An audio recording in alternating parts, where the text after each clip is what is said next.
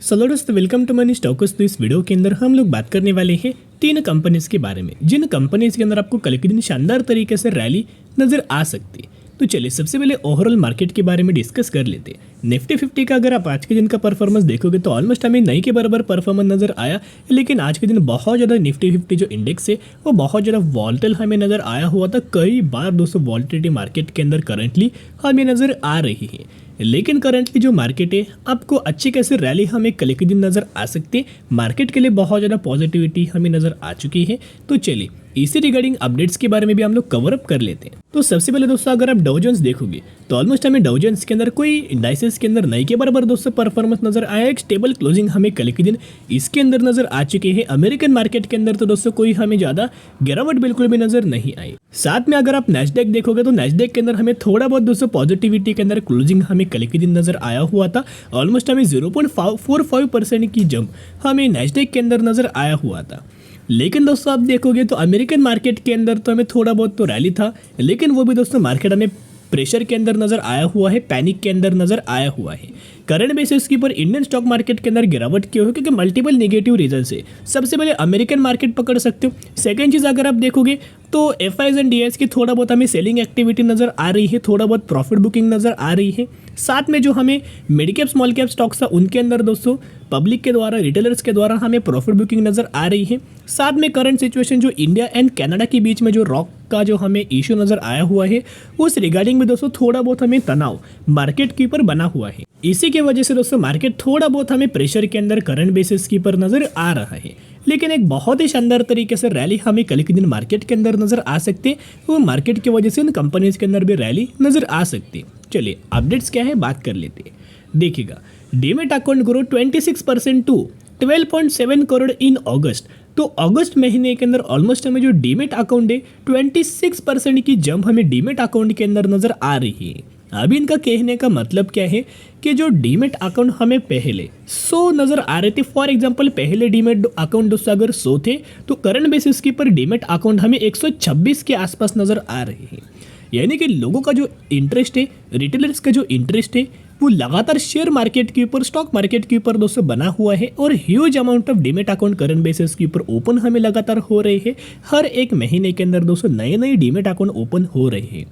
जिस तरह से दोस्तों अगर ऐसा होता है, जिस तरह से अमेरिकन मार्केट के अंदर लोगों का ज़्यादातर जो फोकस होता है वो स्टॉक मार्केट के अंदर होता है, शेयर मार्केट के अंदर होता है। इसी की वजह से उनका मार्केट आप देख सकते हो कहाँ है।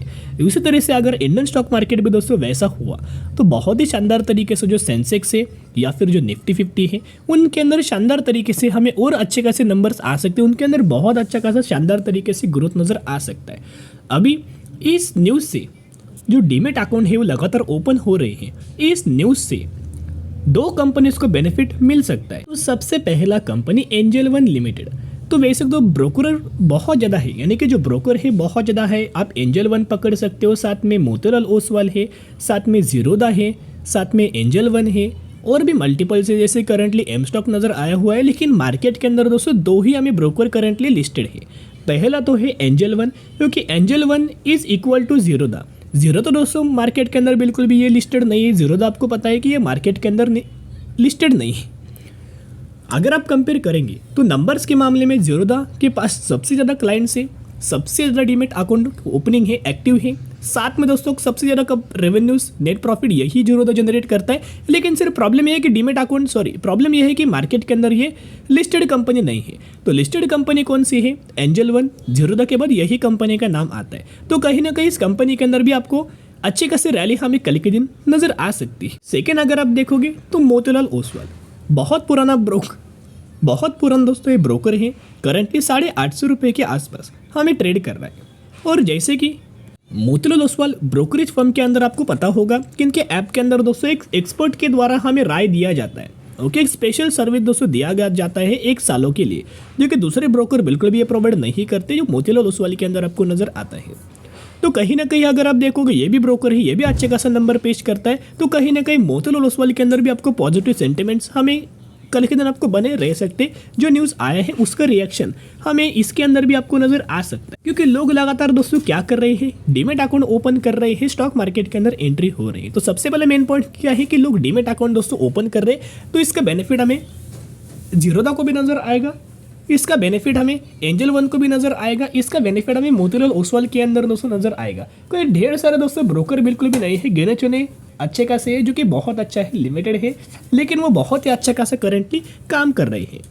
तो चलिए नेक्स्ट कंपनी के बारे में कवर अप कर रहे हैं। उस कंपनी के अंदर थोड़ा बहुत अपडेट नजर आया हुआ है। देखिएगा कौन सी कंपनी है, वीबीएल यानी कि वरुण बेवरेज लिमिटेड, जो कि 967 रुपीज़ के आसपास ट्रेड कर रही है एंड 4.5% की रैली हमें वीबीएल लिस्ट कंपनी के अंदर नजर आ चुकी है। फंडामेंटली कंपनी स्ट्रॉन्ग है, 1,26,000 करोड़ का मार्केट कैप, यानी कि ये कंपनी एक लार्ज कैप कैटेगरी से बिलोंग करती है। तो वीबीएल का दोस्तों आपने प्रोडक्ट सुना होगा, कहीं ना कहीं एक बार तो आपने प्रोडक्ट दोस्तों यूज़ किया होगा।